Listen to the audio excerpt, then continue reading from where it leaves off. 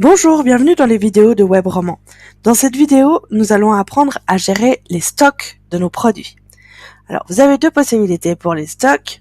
C'est que la première est de pas gérer les stocks sur la boutique.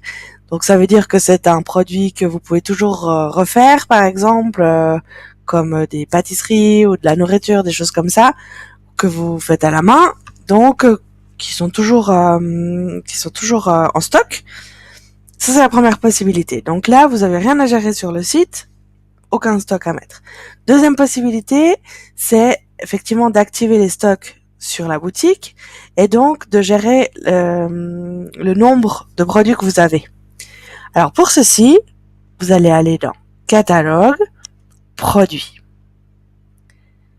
Et là, on va commencer par prendre un produit qui n'a pas de déclinaison. Ça veut dire un produit qui aurait qu'une seule sorte. Il n'y aurait pas de taille différente ou de couleurs différentes, des choses comme ça. Donc, pas de déclinaison. Et là, si je modifie le premier produit que j'ai, tout simplement, vous allez sur la droite, ici, le champ quantité qui apparaît. Et là, vous pouvez mettre le nombre d'articles que vous avez.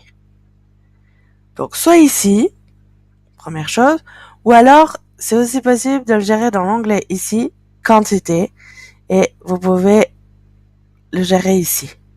Vous avez aussi, dans cet onglet, du coup, les quantités minimales, si vous voulez vendre, par exemple, que par 2 articles ou par 3, et ben, vous pouvez mettre une quantité minimale pour qu'on puisse le commander.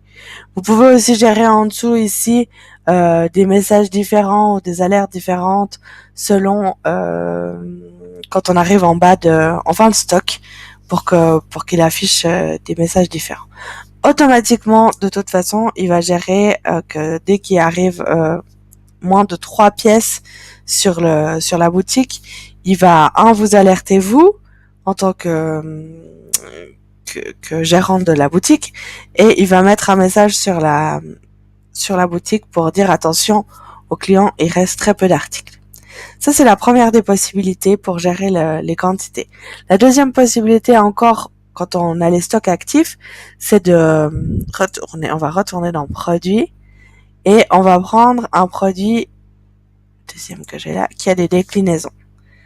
À ce moment-là, quand on a des déclinaisons, donc on voit que ici c'est les déclinaisons qui sont actives, on n'a pas le champ quantité qui s'affiche ici sur la droite. Par contre, on a un onglet déclinaison qui existe ici, en haut, et là, vous avez en fait le champ quantité pour chaque déclinaison que vous avez. Parce que, il y a pas forcément, vous n'avez pas forcément le même nombre d'articles par déclinaison. Donc ici, vous pouvez mettre le nombre d'articles. Voilà pour ce qui était des stocks. Merci d'avoir suivi notre vidéo. Si vous avez des questions, n'hésitez pas à nous contacter par téléphone au 021 612 80 28 ou par email à contact@webromon.ch. À bientôt!